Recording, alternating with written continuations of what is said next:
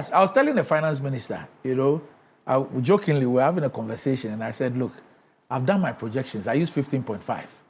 He says, oh, I'm going to drive the thing to 10. It was you I thought about and decided that I'll stay at 12. So this morning I called him, and I said, Minister, but you said because of me, you were going to stay at 12. Because already, by what you're doing, you've shoved off 3 cities, 50 pesos of every dollar of my projections. So if I'm going to do a sale of $4 billion, you've taken off over 12 billion already by virtue of the performance of the city. Is that going to stay at 12? And now I'm saying 12. That the thing is gone below 12. He says, oh, I'm sorry, my brother. You work with 10. I see. Which means that COCOBOD will have to find the extra money. So it works both ways. Now, it means that for our projections, we are going to have about 5 cities, 50 pesos shaved off every dollar. The flip side too is that for our debt that is denominated in dollars, it sees a reduction. So I now need to do the modeling, the financial modeling, to see where the gains are and where the losses are. But obviously, I've given you one scenario, for example, that by virtue of the performance of the CD, it has adjusted in dollar terms the producer price from 3.1 to close to 4.1. Yet the CD value remains the same.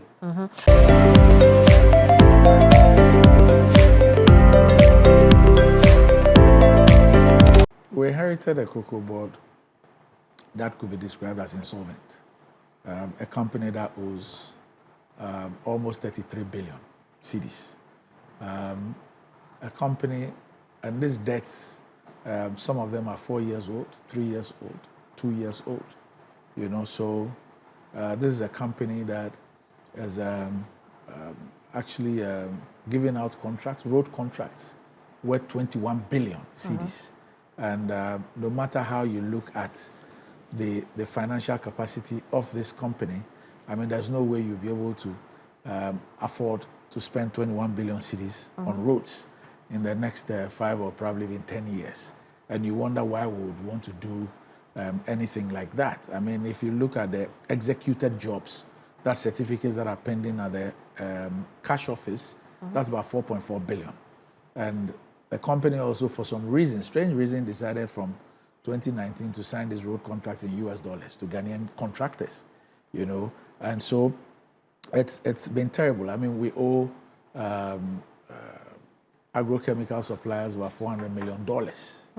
And some of these agrochemicals, we have not seen them at our stores. But COCOBOD also imports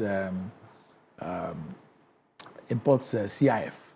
And so once these importers bring the things to Tema and they issue the BLs or bill of ladings, their work is done. Okay. And so if COCOBOD does not take steps to clear these things, you still pay anyway. Well, what is the CIF? They don't have to clear them. Okay. So once they bring them to the port and they hand over the bill of lading to COCOBOD, their work is done. It's now COCOBOD's responsibility to clear these things. So we're told that we're supposed to have over 200 containers of jute, sacks, and agrochemicals at the ports. The National Investigations Bureau is investigating because we don't know where these 200 containers are. But of course, all these ones, once the bill of ladings have been presented to COCOBOD, then there's a liability that we must deal with. And so you also have the issues of jute sacks I spoke about quite recently, which you lashed about. Yes, you're right. Because, I mean, it defies, you don't know why people would want to cause such financial loss to an institution that is already bleeding. I mean, at the end of the 2021-2022 season, the records show that COCOBOD had over 94,000 bales of jute sacks in the stores. Yet, COCOBOD went ahead to procure another 75,000 bales, which is in excess of $45 million. Now, each bale contains 300 sacks. And so your projected production also determines the number of sacks that you would need. Now, these sacks came in, COCOBOD cleared these sacks minus a little under 1,000. They couldn't clear that. And that year, COCOBOD used a little over 50,000 sacks, which meant that what was in stock was more than enough to deal with what they will need for the subsequent year. The next year, COCOBOD despite the fact that he had over 111,000 sacks in his stores, still want to procure another 75,000 bales, which is also in excess of $45 million. And with this particular one, they cleared only 17,000 and couldn't clear over 50,000 at the ports, you know. And this added up to it. That year we used only a little over 30,000 sacks, because as your production drops, the number of sacks that you use also drops, you know. So those sacks are still at the port? I don't know. The NIB is finding out whether we can find them or not. Then the following year, with all these sacks at the ports and all that, COCOBOD went ahead and procured another 56,000 bales, you know, in excess of $30 million. And with that one too, they even cleared less than 1,000. Now the worst part is that, so with all this narration, now you have over 70,000 in your stores. And then you have over 110,000 that you have not cleared over a 3-year period. But guess what? In December of 2024, COCOBOD issued irrevocable letters of credit on the COCOBOD accounts with the Ghana International Bank in London for $48 million to procure 80,000 bales in December 2024. So you have been procuring these bales as against the stocks that you have in your stores. For 3 years, you have not been able to clear 110,000 bales. You will not focus on clearing those bales, but you also go and sign another contract for the supply of 80,000 bales at $48 million and issue these letters of credit, and this irrevocable.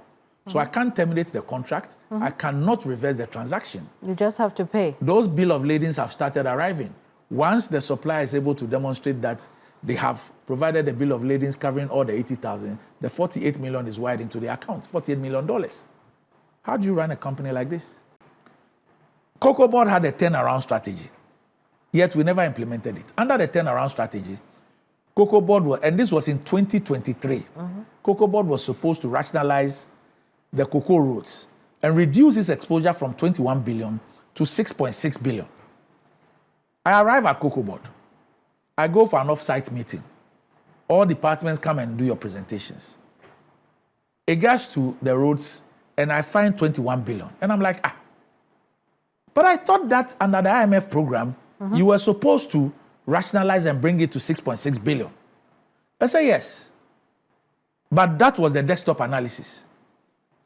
We have not gone to the field to go and actualize it for 2 years. I asked why. He said, oh, we needed to take the consultants there, but we owe the consultants. So I said, who are the consultants and how much do you owe them? So it's feeder roads and highways. We owe highways 120 million. We owe feeder roads 80 million cities.